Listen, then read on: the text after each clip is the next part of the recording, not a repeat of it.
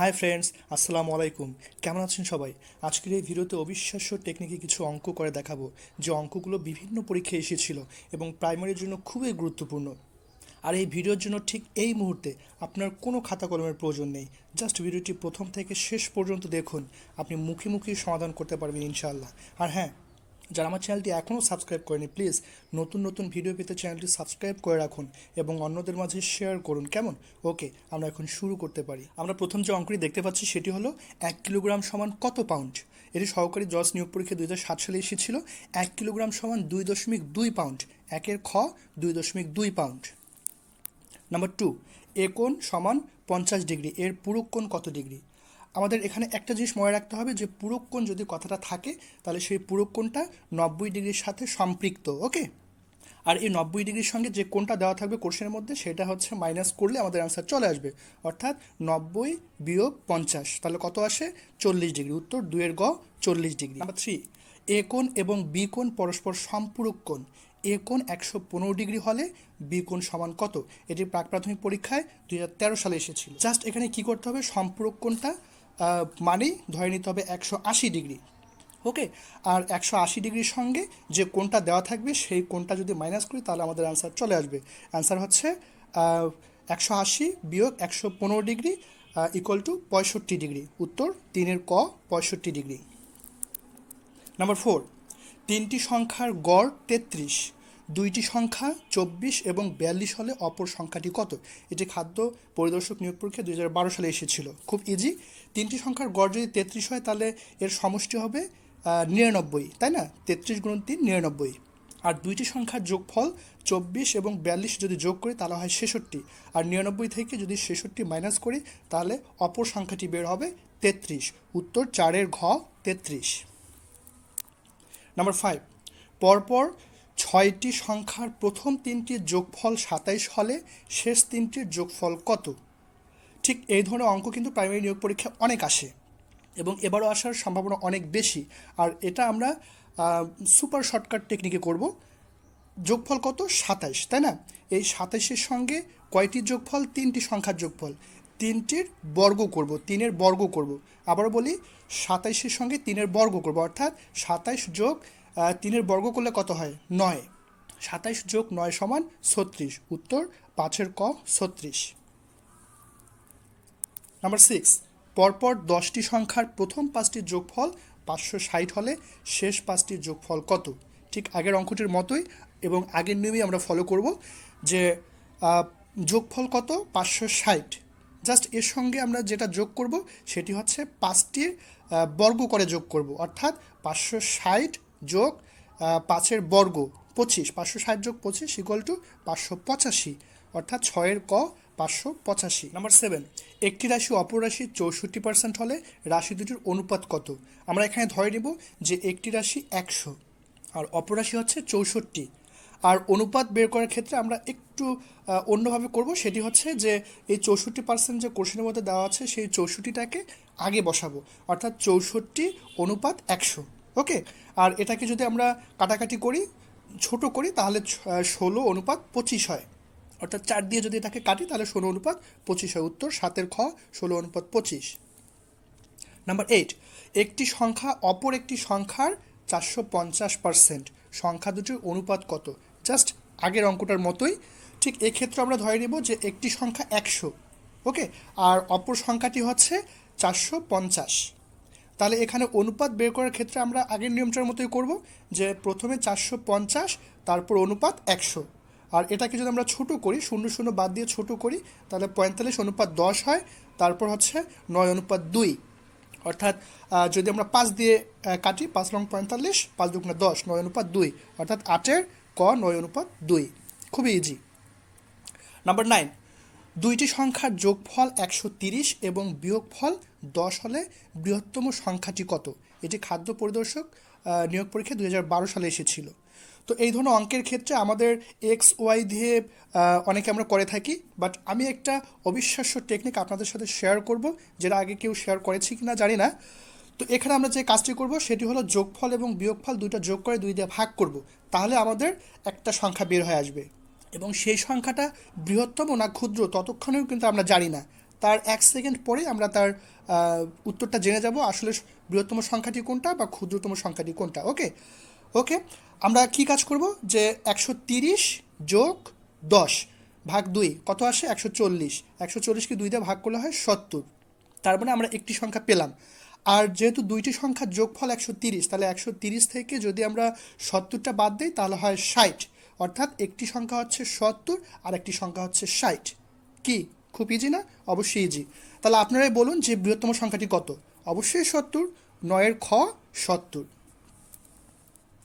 Number 10, দুটি সংখ্যার যোগফল 15 এবং বিয়োগফল 13, ছোট সংখ্যাটি কত?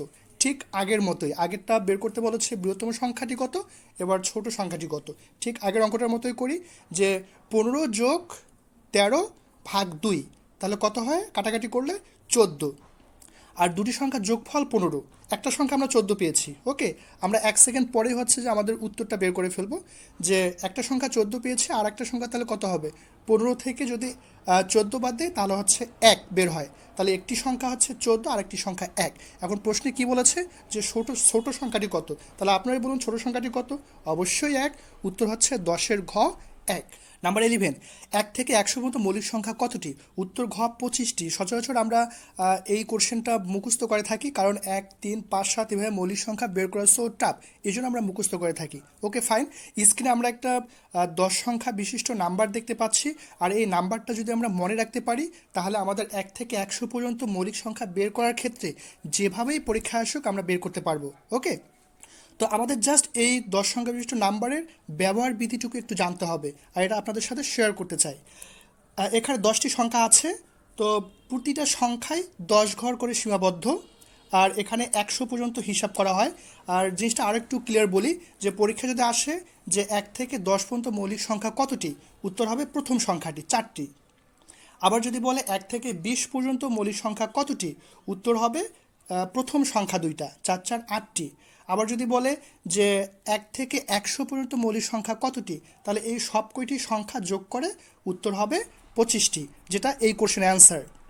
আশা করি আপনারা বুঝতে পেরেছেন। তারপরেও দেখি আমরা পরবর্তী কোশ্চেনে যাই, তাহলে ব্যাপারটা আরও ক্লিয়ার হয়ে যাবে। নেক্সট কোশ্চেনটি হচ্ছে যে 3 হতে 30 পর্যন্ত মৌলিক সংখ্যা কয়টি? আমরা এই স্ক্রিনে যে 10 সংখ্যা বিশিষ্ট নাম্বারটি দেখতে পাচ্ছি, সাপোজ ধরে নিলাম যে এটি আমরা মুখস্থ করেছি, এটা আমাদের মেমোরিতে আছে। ঠিক এখান থেকে আমরা এই কোশ্চেনের অ্যান্সারটি দেব।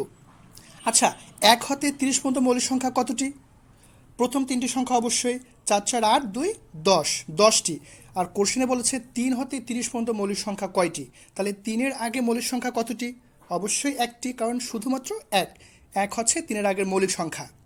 তাহলে এই 1 যদি আমরা বাদ দিই তাহলে আমাদের অ্যান্সার চলে আসবে 10 থেকে 1 বিয়োগ করলে হয় 9টি। উত্তর 12 ঘ 9টি। নাম্বার 13, একটি তেলপূর্ণ পাত্রের ওজন 32 কেজি এবং অর্ধেক তেল থাকাকালীন পাত্রের ওজন 20 কেজি। পাত্রটির ওজন কত? এটার একটা সুপার শর্টকাট টেকনিক আছে, সেটি হলো যে 32 থেকে 20 যদি বাদ দিই তাহলে আসে 8 কেজি, তাই না? আবার দ্বিতীয় সংখ্যাটা থেকে 8 বাদ দিলেই আমাদের অ্যান্সার চলে আসবে 12 কেজি। বাট এখানে আমি একটু বুঝিয়ে বলি যে তেলপূর্ণ প্লাস পাত্রের ওজন 32 কেজি, তাই না? আর অর্ধেক তেল প্লাস পাত্রের ওজন 20 কেজি। তো এটা যদি আমরা মাইনাস করি তাহলে কিন্তু অর্ধেক তেলের ওজনটা বের হবে। অর্ধেক তেলের ওজন 12 কেজি। আর এখানে কোশ্চেনে বলা আছে যে অর্ধেক তেল প্লাস পাত্রের ওজন 20 কেজি, আর অর্ধেক তেলের ওজন যদি 12 কেজি হয় তাহলে 20 থেকে 12 বাদ দিলে হয় শুধুমাত্র পাত্রের ওজন 8 কেজি। আশা করি আপনারা বুঝতে পেরেছেন। যদি একটু চিন্তা করেন তাহলে এটা খুব ইজিলি বুঝতে পারবেন। তাহলে উত্তর হচ্ছে 13 ক 8 কেজি। নাম্বার 14, ঘড়িতে এখন 8টা বাজে, ঘন্টার কাঁটা ও মিনিটের কাঁটার মধ্যকার কোণটি কত হবে? এই ধরনের অঙ্ক কিন্তু যে কোনো মুহূর্তে যে কোনো পরীক্ষায় চলে আসতে পারে। তো যদি ঘড়িতে এখন 8টা বাজে বা ঘড়িতে এখন 3টা বাজে, ঠিক এই ধরনের অঙ্কগুলো থাকে, তাহলে আপনারা যে কাজটি করবেন সেটি হচ্ছে যে একটু শুধু থিঙ্ক করবেন চোখ বন্ধ করে যে ঘড়িতে 8টা বাজে, তার মানে কি যে ঘন্টার কাঁটাটা হচ্ছে 8টার মধ্যে আর মিনিটের কাঁটাটা হচ্ছে 12টার মধ্যে, তাই না? এই 8 থেকে 12র মধ্যে কয়টি ঘর? অবশ্যই 4টি। 9 10 11 12, 4টি। প্রতিটা ঘরকে আপনি 30 ডিগ্রি হিসাব করবেন, ঠিক আছে? প্রতিটা ঘরকে আপনি 30 ডিগ্রি হিসাব করবেন। আর কয়টি ঘর আপনার কোশ্চেনের মধ্যে আপনি পেলেন কোশ্চেন অনুপাতে? 4টি। তাহলে 34 কত হয়? 120 ডিগ্রি। ঠিক সেরকম যদি ঘড়িতে এখন 3টা বাজে, তাহলে এখানে একটু কল্পনা করুন 3টা বাজলে মিনিটের কাঁটাটা হচ্ছে 12টার মধ্যে থাকবে আর ঘন্টার কাঁটাটা 3-এর মধ্যে, তাই না? তো একটু চোখ বন্ধ করে কল্পনা করুন যে মিনিটের কাঁটা 12টার মধ্যে এবং ঘন্টার কাঁটা 3টার মধ্যে, তাহলে এখানে কয়টা ঘর আছে, মাঝখানে গ্যাপ 3টে ঘর। তাহলে 3টা ঘর হচ্ছে 3 × 30, তাহলে 3 × 30 = 90 ডিগ্রি। ওকে, ঠিক এভাবে হচ্ছে আপনি যদি একটু চিন্তা করেন তাহলে 2-1 সেকেন্ডের মধ্যে এর অ্যান্সার দিতে পারবেন। আর এটার উত্তর হচ্ছে 14 গ 120 ডিগ্রি। নাম্বার 15, একটি বহুভুজের বাহুর সংখ্যা 6 হলে অন্তঃকোণগুলোর সমষ্টি কত? এটি প্রাইমারি প্রধান শিক্ষক নিয়োগ পরীক্ষা 2012 সালে এসেছিল। কোশ্চেনটি দেখলে মনে হচ্ছে যে অনেক কঠিন, তাই না? আসলে খুবই ইজি, আমার তো মনে হয় সব কোর্সের মধ্যে এটাই ইজি। এনিওয়ে, আমরা এটার অ্যান্সারটা বের করতে পারবো জাস্ট একটা ছোট্ট সূত্র দিয়ে, যে সূত্রটি হচ্ছে অন্তঃকোণগুলোর সমষ্টির সূত্র হচ্ছে 2n-4। 2n-4, এখানে n এর মান হচ্ছে এই যে বাহুর সংখ্যা যে কোশ্চেনে দেওয়া আছে 6, এই 6টি মনে মনে বসিয়ে দেন যে 2 × 6 - 4, তাহলে 6 × 2 = 12 থেকে 4 বাদ দিলে হয় 8। উত্তর হচ্ছে 15 ঘ 8 সমকোণ। আশা করি আপনারা আজকের এই ভিডিও থেকে কিছু শিখতে পেরেছেন। আজ এই পর্যন্তই। আর ভিডিওটি ভালো লাগলে প্লিজ লাইক, শেয়ার, কমেন্ট করে জানাবেন, কেমন? আবারও দেখা হচ্ছে নেক্সট ভিডিওতে। ততক্ষণে ভালো থাকুন, সুস্থ থাকুন, নিরাপদে থাকুন। আল্লাহ হাফেজ।